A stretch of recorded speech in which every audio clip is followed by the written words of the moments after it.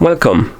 In front of me I have Honor Watch GS3 and I'm gonna show you how to factory reset this watch by using the system settings on it.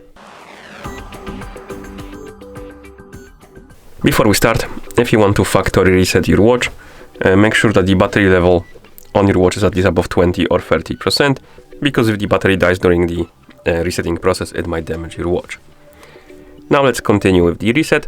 So first thing you will need to do is to wake up the screen on your watch, and you can do it by pressing any of the buttons. Once you wake up the screen, press the upper button to open the menu, then scroll through the menu, find the settings icon, and once you find the settings icon, tap on it to enter the settings. In settings, scroll through the menu, find the option called the system, and once you find it, tap on it. And right here, find the option called reset. Looks like this. And once you find it, tap on it, then tap on the check mark to confirm and start the resetting process. Now let's wait until the resetting process is complete. And once you see the list of languages on the screen, it means that the factory reset is complete. And that's how you factory reset this watch. Thank you for watching.